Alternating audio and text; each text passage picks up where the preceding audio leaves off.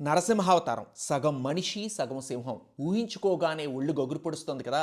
అందులో ఆయనకి ఉండే ఆ ఆవేశం, ఆక్రోశం, దానవుల్ని మట్టు పెట్టాలని ఆ కళ్ళల్లో రగిలే జ్వాలలు అసలు తలుచుకుంటేనే ఒళ్ళు జలధరిస్తుంది కదా.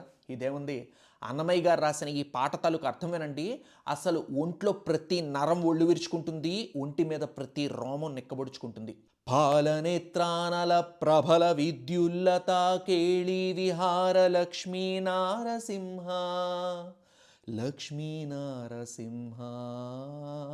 కేవలం ఆట విడుపుగా అంటే సరదాగా నుదుటిని ఉన్న నీ కళ్ళ నుండి మెరుపు వెలుగులు చిలుకుతూ నిప్పులు చెరిగే ఓ లక్ష్మీ నరసింహ అంటున్నారు. ప్రళయమారుత ఘోర భస్త్రికా పూత్కార లలిత నిశ్వాస డోలా రచనయ.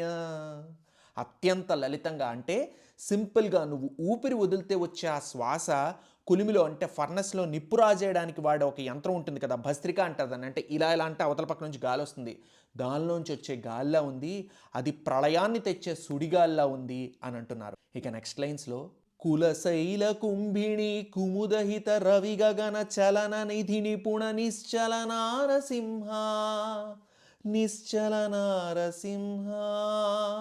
కులపర్వతాలు అంటే మహేంద్ర, మలయ, సహ్య, సూక్తిమంత, గంధమాదన, వింధ్య, పారియాత్ర, 7 పర్వతాలు. వీటితో పాటు ఆ సూర్యుడిని, ఆకాశాన్ని సైతం నీ నిశ్వాసతో వణికిస్తున్నావయ్యా.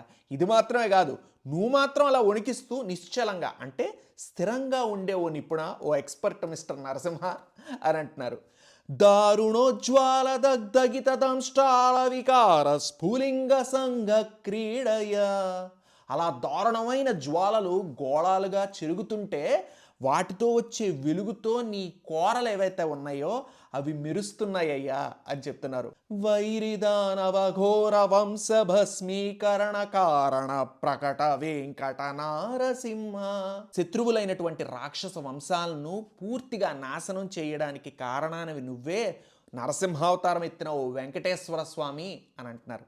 ఎలా ఉంది, అద్భుతం కదా. ఇదంతా 15వ శతాబ్దం అంటే 500 సంవత్సరాల క్రితం రాసిన పాట అంటే నమ్మగలరా? మరి ఇలాంటి విశేషాలు మరిన్ని కావాలనుకుంటే మీరు ఫాలో అయిపోవాల్సిన ఛానల్ వెండితెర వాకిట్లో.